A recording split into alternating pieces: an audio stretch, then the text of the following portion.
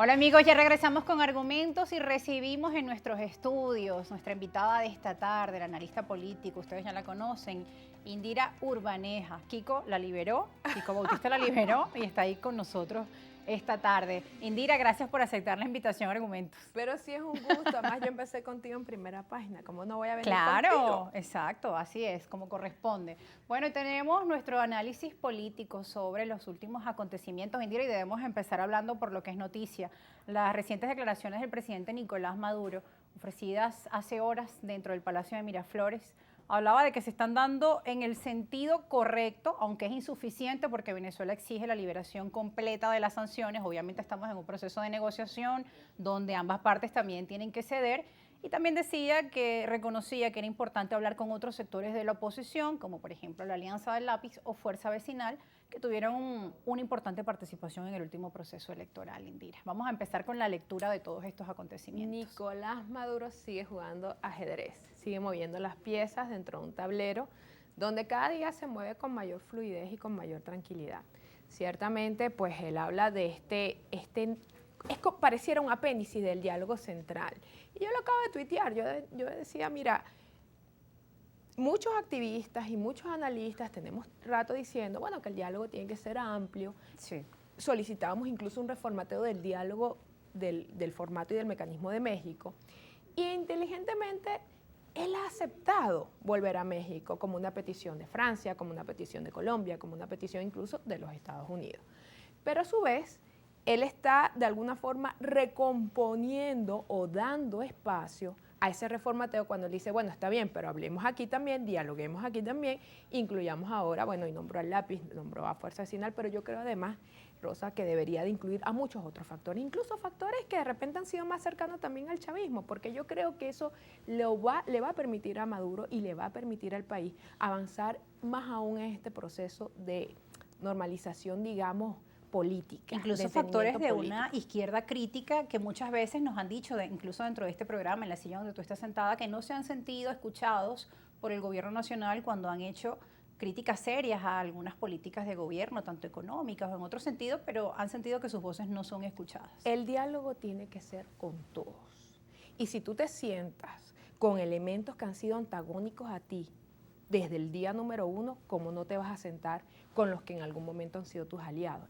Eso sería un contrasentido, sería una contradicción del presidente invitar a factores de oposición que no nada más es que han sido contrarios a él, es que han intentado darle golpe de Estado, es que han intentado acciones violentas contra él. ¿Cómo no te vas a sentar con factores que han sido tus aliados en algún momento? Pero recordemos que en algún momento Diosdado Cabello dijo que México había perdido sentido y que había que reformatearlo. Yo creo que lo que ha hecho hoy el presidente Nicolás Maduro es un poco también atender a esa crítica y a ese llamado que hacía Diosdado en su momento, donde decía, bueno, que había que incluir más factores además legítimos, porque, por ejemplo, Alianza del Lápiz sacó una votación importante, Fuerza Vecinal tiene una votación importante, son factores que tienen que sentarse en la mesa porque están legitimados por una población que votó por ellos.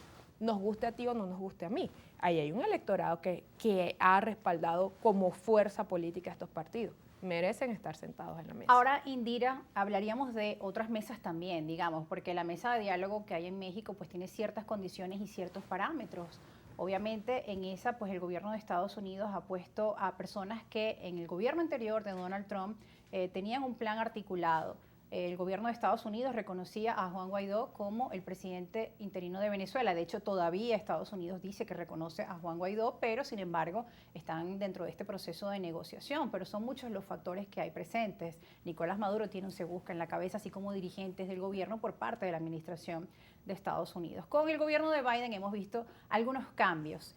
Y ahora, después de las elecciones de medio término, pues muchos analistas aseguraban que íbamos a ver contundencia y más rapidez en este tipo de cambios de Estados Unidos hacia Venezuela. Además, en medio de la coyuntura geopolítica, la crisis energética, las presiones de Europa, todo esto está influyendo en un escenario que podría favorecer al gobierno de Nicolás Maduro, Indira. Totalmente. Recordemos un poco hacia atrás. Hay una política de desbloqueo internacional hacia Nicolás Maduro, porque si no, no hubiese podido ir a Egipto, no hubiese podido ir a la cumbre, no se hubiese podido pasear por las calles de Egipto con la tranquilidad que lo hizo. Y ese desbloqueo internacional también se transversaliza pues con posturas como la que ha tenido el presidente Petro, la que ha tenido el mismo presidente Macron, a quien había condenado a Venezuela como una dictadura y había llamado dictador a Nicolás Maduro. Eso tiene que ver un poco con esa reflexión y ese replanteamiento que tiene hoy día la comunidad internacional con respecto al tema de Venezuela. Ellos han entendido, primero que nada, que la oposición o ese sector de oposición con el que ellos estaban llevando a cabo este plan del cual tú estás haciendo referencia en tu pregunta, han entendido que ya no son un socio estratégico para empujar un cambio político en Venezuela. Y han entendido que la única forma de llevar a Venezuela a una solución pacífica, negociada de su crisis y a nuevos escenarios políticos, económicos y sociales, es entendiéndose directamente con Nicolás Maduro, y es lo que están haciendo. Pero eso a su vez se transversaliza y converge con un cambio de política en el gobierno de los Estados Unidos hacia la región. Una región que empieza a virar a opción de izquierda, moderada, más de centro, pero izquierda al fin. Una región que estaba de alguna forma configurando lazos y estrechando lazos con países como Rusia, como China, como Irán, donde Estados Unidos estaba perdiendo influencia en la región. Hoy entiende que no es la política de la intervención, que no es la política de la sanción, que no es la política de la asfixia lo que lo va a llevar a recomponer su relación con el hemisferio, sino es precisamente más bien la política del diálogo, porque así como se está dando esta apertura con Venezuela, la estamos viendo con Cuba. Esto no se habla mucho, pero mira, ha existido en los últimos 2 meses unos avances y de alguna forma un descongelamiento de relaciones. Y que en su momento se dieron algunos cambios en la administración de Barack Obama respecto hacia Cuba. Claro, pero es que recordemos que Biden viene de esa política y fue claro, uno era su de vicepresidente. Y fue uno de las piezas claves en el momento del descongelamiento con Cuba. Pero además es parte también de esa agenda demócrata, pero además es el entendimiento de la política y del pragmatismo político de que necesitan además recomponer su relación con la región, porque Estados Unidos tiene un tema migratorio muy, muy severo, muy importante, y sería un contrasentido quejarse de la migración cuando le impone sanciones a países de la región. Sería un contrasentido quejarse de lo que ocurre en su país, de que nuestro país, bueno, se está llenando de migrantes, pero ¿cómo ha sido tu relación con el resto de los países de la región? Y yo creo que eso es lo que está ocurriendo en buen momento, en buena hora, lo celebramos, porque en definitiva, Rosa, aquí hay que recordarle al país que perdimos 4 años. De 2019 hasta hoy se perdieron 4 años donde la comunidad internacional pudo haber mediado de una forma mucho más efectiva de lo que hizo. Ahora, hay un reconocimiento dentro de algunos dirigentes de la comunidad internacional de que esa política fracasó. Lo vimos en un artículo escrito por Luis Almagro de la Organización de Estados Americanos, lo vimos con declaraciones del presidente de Argentina, Alberto Fernández, que además como presidente pro tempore de la CELAC decía, la política que tuvimos con Venezuela no fue la más correcta. Él decía, debemos acompañar a Venezuela, y también envió nuevamente la restitución de su embajada plenamente. Había aquí un representante, el encargado de negocios, pero ahora pues el restablecimiento pleno a través de esas relaciones diplomáticas. Otros países como Paraguay han hecho lo propio. Obviamente con Colombia hace unos meses pues veíamos ese momento histórico de reapertura y reanudación de las relaciones comerciales. Se espera que para enero sea también lo mismo, luego que Luis Ignacio Lula da Silva asuma la presidencia de la República Federativa de Brasil. Son cambios importantes y no menores en esta nueva configuración de lo que muchos han denominado un nuevo orden mundial. Totalmente. Mira, hay que ser claro con la audiencia. Muchas veces creen, bueno, pero es que ustedes están a favor de Maduro y ustedes se están olvidando de todo lo que aquí ocurrió. No, es que nuestra crítica y sobre todo la mía en lo personal, ha sido hacia la forma, hacia el método, y desde 2019 estamos denunciando lo que hoy estamos ratificando, lo que hoy estamos hablando aquí, de que las sanciones no iban a ser la vía, de que la asfixia no iba a ser la vía. Entonces perdimos 4 años. Mira todo lo que aconteció en 4 años. 4 años. Y aquellos que, disculpa que te interrumpa, que en ese momento rechazaron las sanciones, recibieron duras críticas y etiquetas, pues que eran colaboracionistas o que eran miembros del gobierno, e incluso todavía siguen esas críticas a los que se sentaron en la mesa de diálogo y también a otros sectores de la oposición en el país. Lo vemos en las encuestas, un 70% que no cree en partidos políticos, que no cree en los dirigentes políticos de ningún lado. Desde el mismo 2019, sobre todo en mi caso, denuncié y dije, este no es el camino. ¿Por qué tuvimos que esperar 4 años?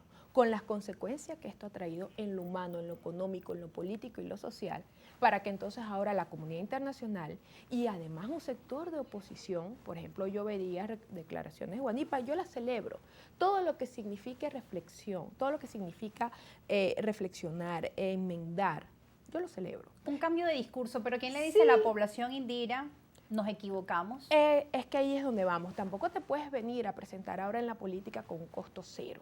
Por ejemplo, como Guanipa hoy dice, bueno, el diálogo en México significa que podemos entendernos por encima de las diferencias. Y la gran pregunta que yo me hago es, ¿y por qué no pudieron entenderse por encima de las diferencias antes de ir a pedir sanciones, antes de ir a pedir intervención internacional, extranjera, antes de llevar al país a la profundización de la crisis? Y esa es la gran pregunta que hoy nos hacemos.